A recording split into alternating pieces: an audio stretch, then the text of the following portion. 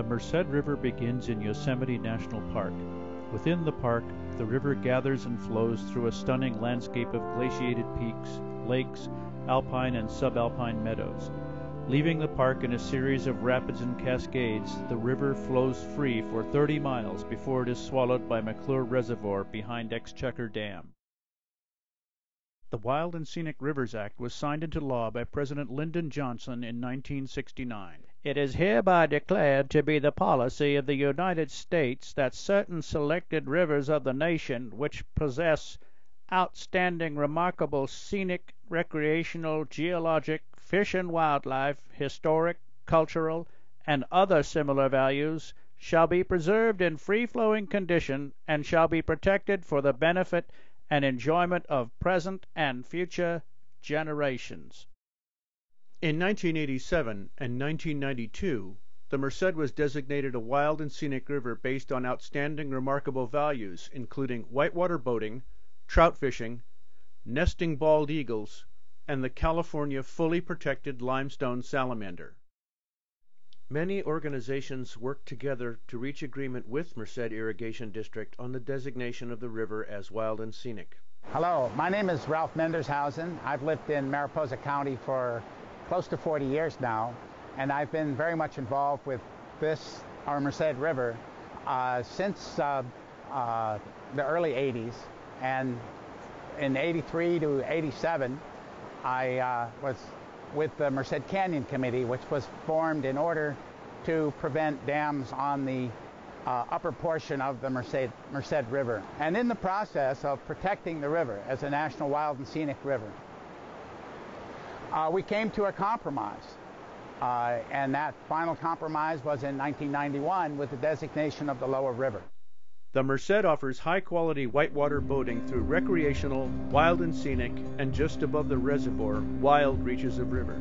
Commercial whitewater outfitters offer visitors to Yosemite Valley an additional day or two of vigorous and exciting recreation. 8 outfitters run the river, and the rafting industry brings $7 million into Mariposa County.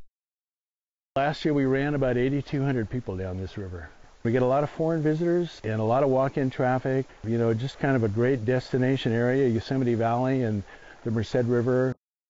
The river also provides excellent kayaking, challenging during high water resulting from snowmelt and mellowing out by early June.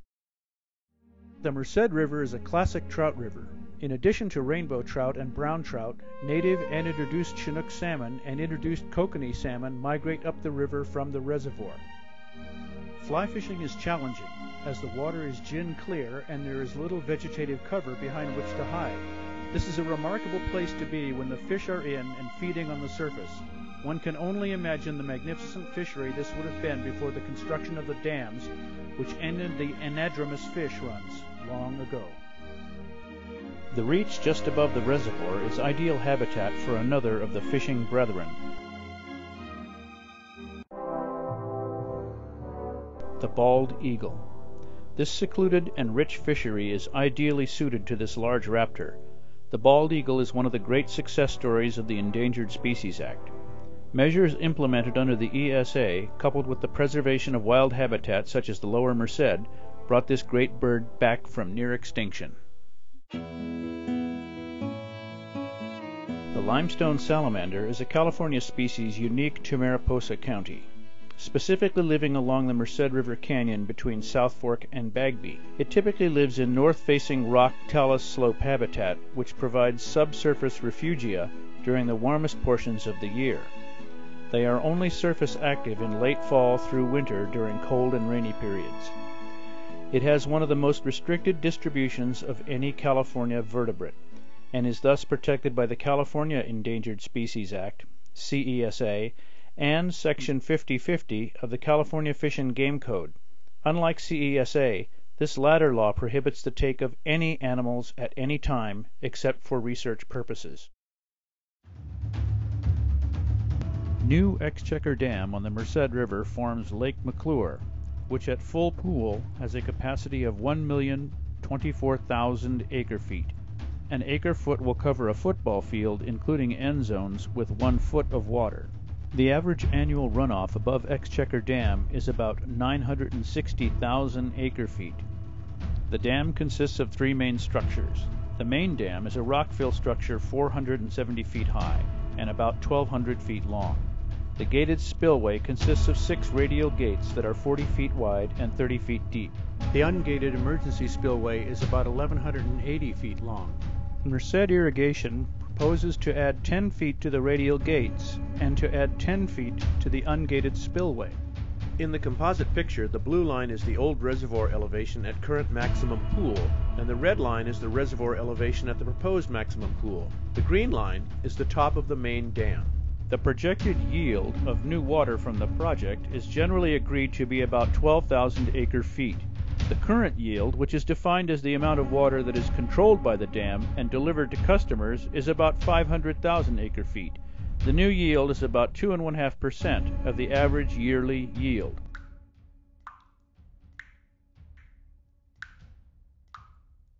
Exchequer Dam was designed in the middle of the last century. Its design was based on engineering safety standards developed by the U.S. Army Corps of Engineers and the U.S. Bureau of Reclamation. These engineering standards, accepted then and now across the U.S., resulted in an 11.3-foot margin of safety against dam overtopping and failure. In a very large runoff event, accompanied by failure of the radial gates, water could conceivably overtop the gated and ungated spillways. Because of the 11.3 feet of safety margin built in as a part of good engineering design practice, the water would have to flow 11.3 feet deep across 1,320 feet of spillway before it reached the top of the dam. If the spillways were raised by 10 feet, the margin of safety against overtopping and dam failure would be only 1.3 feet, about the size of this rubber beach toy. Raising the spillways would greatly increase this risk. There is no indication that Merced Irrigation has conferred with any dam safety authority regarding whether or not the spillway raise will comply with engineering safety requirements. Without the benefit of detailed analysis by appropriate state and federal dam safety engineers, we conclude that the project reduces the safety margin against overtopping and dam failure from 11.3 feet to 1.3 feet, or 88%. The Division of Safety of Dams came into existence as a direct result of one of California's worst catastrophes, the failure of the 2-year-old St. Francis Dam in Southern California one chilly night in March of 1928. The dam failure killed more than 450 people, left hundreds of others homeless, destroyed 900 houses, many bridges and roads, and 24,000 acres of farmland was swept away. In California's history, this event ranks second only to the San Francisco 1906 earthquake. In a 1986 flood event, the Auburn Coffer Dam failed. Authorities discounted, even made light of the failure, with remarks such as, "It was only designed for the 30-year flood," and "It was not a permanent infrastructure," and "The dam failed when the soft plug eroded, just as it was designed to do."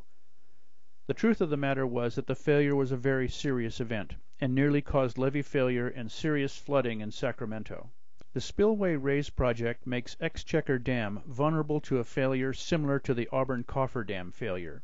The Auburn bypass tunnel did not have enough capacity to keep the dam from filling and overtopping. Once the dam spilled over the top, it eroded an ever larger channel, and finally the dam was destroyed entirely. The Exchequer Spillway Raise project reduces by 88% the ability to pass a large flood over the spillway, particularly if the radial gates fail.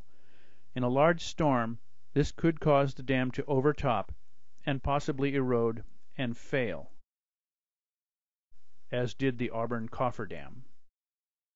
Increasing the maximum pool of McClure Reservoir would cause permanent damage to habitat along about 1,800 feet of the Merced River above McClure Reservoir and along the shore of McClure Reservoir itself.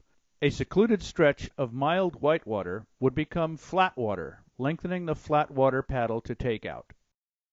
Inundation will cause deposits of fine sediments, which causes direct negative effects on adult growth and survival, as well as reduced reproduction due to loss of eggs and alevins.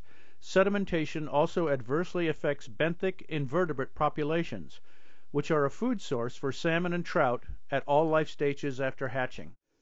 Periodic flooding will permanently destroy fully protected limestone salamander habitat and is likely to actually kill salamanders. Campgrounds along the inundated reach, including the large campground at Bagby, will be inundated and made unusable. Removal of wild and scenic protection from the Merced could pave the way for further weakening of wild and scenic protection in California and the nation. It would give a thumbs up to developers to renew plans for new or enlarged dams that would encroach on other wild and scenic rivers we thought were protected for future generations. Rivers like the Eel, Middle Fork Feather, Tuolumne, and the Kings. It could bring us back to an era of fighting dam projects on reach after reach over and over again. All the best river stretches for boating, all the habitat of our precious remaining fish, birds, and riverside wildlife, all could be threatened with destruction once again. Representative Jeff Denham's speech in support of H.R. 2578 gave substance to these concerns. While some say that this will set a precedent for undoing wild and scenic designations, this area being discussed naturally floods already and would impact less than 1 mile of the 122.5 miles of the Merced River. We need many more projects like this. We need Los Vaqueros, Exchequer. We need the Temperance Flat. We need to raise Shasta. We need many more projects like this. We need many more projects like this. We need many more projects like this. We need many more projects like this. To help us protect the Merced and other wild and scenic rivers, go now to www.friendsoftheriver.org. Come on, let's be a friend of the river, twisting, turning, old life giver. Any friend of the river is a friend of mine.